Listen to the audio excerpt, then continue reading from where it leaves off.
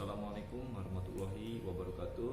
Siswa dan siswi kelas 11 SMK Pelita, kita masuk ke materi yang berikutnya, KD baru, yaitu yang berjudul Sistem Hukum di Indonesia. Seperti kita ketahui, setiap negara, setiap instansi atau setiap sekolah pasti mempunyai hukum. Tanpa adanya hukum, apakah itu negara, sekolah, instansi, atau lembaga-lembaga, tidak akan berjalan, bahkan akan hancur.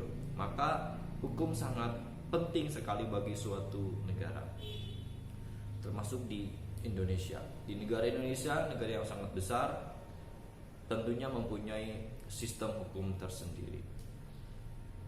Kita masuk ke poin yang pertama, makna dan karakteristik hukum. Kita akan cari tahu makna atau pengertian dari hukum itu sendiri. Hukum adalah peraturan atau tata tertib yang dibuat oleh pemerintah untuk mengatur tingkah laku manusia. Jadi kita hidup di negara Indonesia ini sudah diatur, sudah dibuat peraturan oleh pemerintah yang disebut hukum. Hukum diciptakan untuk mengatur tingkah laku manusia dalam hidup sehari-hari. Tanpa adanya hukum, manusia akan bertindak semaunya sendiri, akan bertindak sesukanya sendiri, tanpa mempedulikan melanggar hukum atau tidak. Makanya dibuatlah sebuah hukum. Orang mau melakukan kejahatan akan direm, akan dibatasi, atau akan di stop dengan adanya hukum. Jadi sudah jelas hukum adalah peraturan yang mengatur tingkah laku manusia dalam hidup sehari-hari. Di dalam hukum terdapat beberapa unsur. Jadi di sini ada 4 unsur hukum. Yang pertama, peraturan mengenai tingkah laku manusia dalam pergaulan masyarakat. Itu yang pertama, unsur yang pertama, mengatur pergaulan manusia dalam masyarakat. Lalu yang kedua, peraturan itu dibuat dan ditetapkan oleh badan-badan resmi yang berwajib, seperti kepolisian, kejaksaan, atau DPR, dan bahkan pemerintah. Lalu yang berikutnya adalah peraturan itu bersifat memaksa. Sebuah hukum atau sebuah peraturan tanpa adanya sifat memaksa, maka hukum itu sendiri akan lemah. Seperti contoh, ketika orang yang mengendarai sepeda motor itu ada peraturannya. Salah satu contoh peraturannya memakai helm. Jika sifat atau unsur peraturan tersebut sifatnya tidak memaksa, maka banyak orang yang akan mengabaikan menggunakan helm. Memaksa saja orang banyak yang melanggar, apalagi sifatnya tidak memaksa. Mungkin banyak sekali orang-orang yang mengendarai sepeda motor tidak menggunakan helm atau tidak mempunyai surat izin mengemudi. Makanya peraturan tersebut sifatnya memaksa, artinya mau tidak mau harus dilaksanakan, mau tidak mau harus ditaati hukum tersebut. Lalu yang keempat, sanksi terhadap pelanggaran peraturan tersut adalah tegas. Di sini perlu digarisbawahi, jika ada orang yang melanggar peraturan, jika ada orang yang melanggar hukum, maka sanksinya akan sangat tegas. Tidak ada tawar-menawar, tidak ada pandang bulu. Orang yang bersalah harus tetap diberikan sanksi, baik itu orang rakyat biasa maupun para pejabat. Jangan sampai orang biasa mendapatkan hukuman yang sangat berat, sedangkan orang-orang besar yang banyak uang, yang pangkatnya tinggi, bahkan melakukan kejahatan sangat besar sekali, mendapat hukuman yang tidak sebanding dengan perbuatannya. Maka disinilah unsur-unsur hukum. Poin yang keempat, sanksi terhadap pelanggaran peraturan tersebut sifatnya tegas. Jika ada orang yang bersalah, mau tidak mau harus mendapatkan sanksi.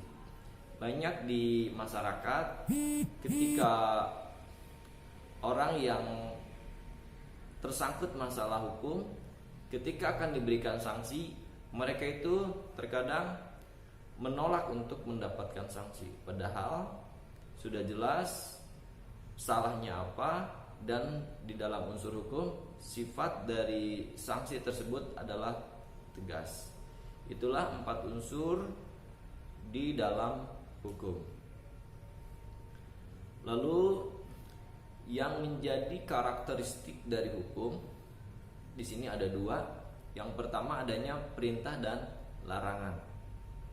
Yang pertama adanya perintah dan larangan. Seperti contoh di karakteristik hukum, adanya perintah. Kita akan ambil contoh yang sederhana saja, yang sering terjadi di kehidupan kita atau mungkin di kehidupan kalian. Karakteristik hukum yang pertama adanya perintah dan larangan.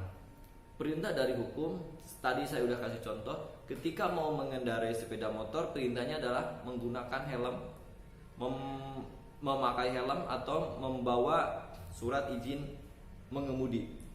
Itu adalah perintah, sangat jelas. Dan ada juga larangan.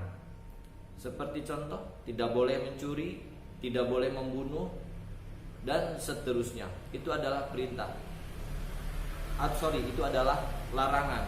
Jadi ketika perintah dan larangan itu dilanggar, maka sanksi akan datang kepada orang yang melanggar perintah dan larangan tersebut.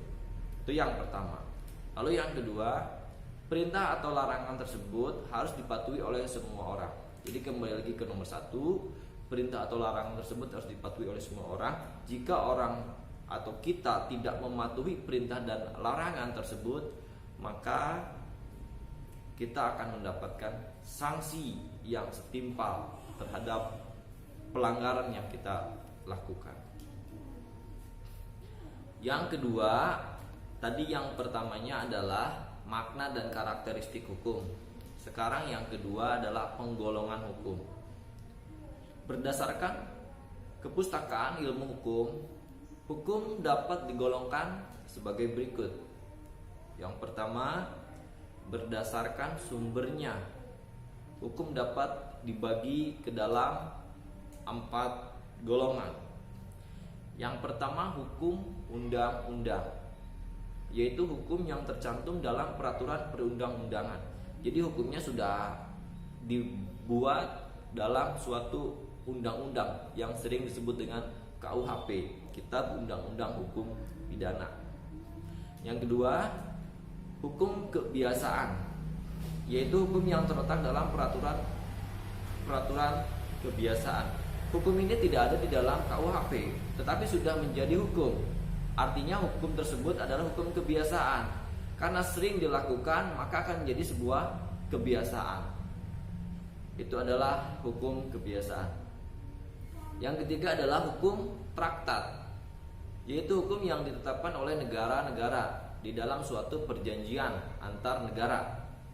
Jika negara melakukan perjanjian dengan beberapa negara atau 2 negara, disebut dengan bilateral atau multilateral, maka akan timbullah hukum traktat atau perjanjian dari sebuah negara dengan negara lain.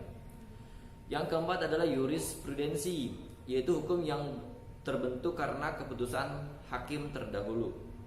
Jadi hukum belum ada di dalam KUHP, tetapi hakim harus memutuskan sebuah perkara atau sebuah kasus. Maka jika tidak ada di dalam KUHP sebagai rujukan, hakim harus mencari atau melihat keputusan-keputusan hakim terdahulu untuk dijadikan sebuah hukum yang diputuskan dalam sebuah persidangan. Baik anak-anak, untuk pertemuan sekarang saya akhiri. Nanti kita ketemu lagi di minggu yang berikutnya. Terima kasih, selamat belajar, tetap jaga kesehatan. Assalamualaikum warahmatullahi wabarakatuh.